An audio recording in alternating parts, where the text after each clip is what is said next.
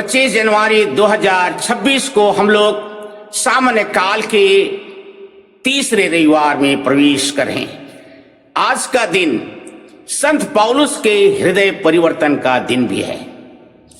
जब इस घटना को मनन चिंतन करते हुए प्रार्थना करते हैं तो ईश्वर की कृपा प्राप्त होती है।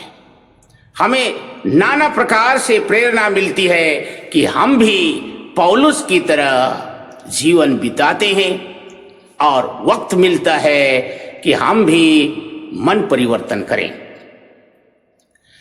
संत मत्ती के सुसमाचार अध्याय 4 पद संख्या 12 से 23 में कहता है, जब यीशु ख्रीस्त को पता चला कि यूहन्ना बपतिस्ता गिरफ्तार हो गए हैं, वे गलीलिया चले गए।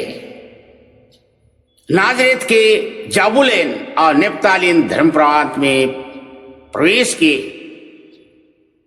जो नबी यशायाह के भविष्यवाणी उनके किताब अध्याय 8 पद संख्या 23 को पूर्ण रूप से परिभाषित करता है, जिसमें कहता है जाबुलेन और नेप्तालीन प्रांत यरदन के उस पार समुद्र के पथ पर गलीलिया के गैर यहूदी बस्ती को उन्होंने महिमानित किया।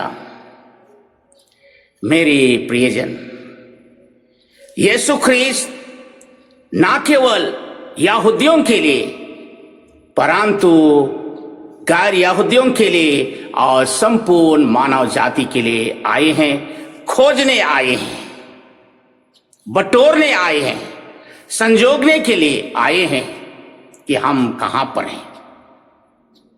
हम जैसे गिरे तबके, पापी तबके, तुच्छ, तिरस्कृत, नीच तबके के लोगों के लिए यीशु ख्रीस्त आते हैं, खोजने के लिए आते हैं और हमारे जीवन को महिमान्वित करते हैं। याद रखिए, यदि आप धर्मात्मा है, धर्माचार्य हैं, कोई भी पाप नहीं है, नॉन बायोलॉजिकल हैं, तो ख्रीस्त आपको खोजने नहीं आए हैं। बहुत सुंदर सी बात यीशु ख्रीस्त आगे बताते हैं कि यीशु ख्रीस्त का सेविकाई ईश्वर के राज की उद्घोषणा से शुरू होता है और यीशु ख्रीस्त इस कार्य के लिए 4 शिष्यों को बुलाए, पेतरुस, अंद्रियास, याकूब और जॉन को। उसने कहा, मेरे पीछे चले आए, मैं मनुष्यों के मछुए बनाऊंगा।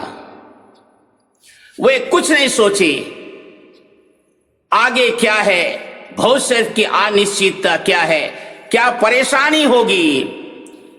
बस उसका बुलावा मिला और पीछे चलाए। उन्होंने अपना सब कुछ छोड़ दिया। कभी वे चिंता नहीं किए अपने घर आंगन के लिए।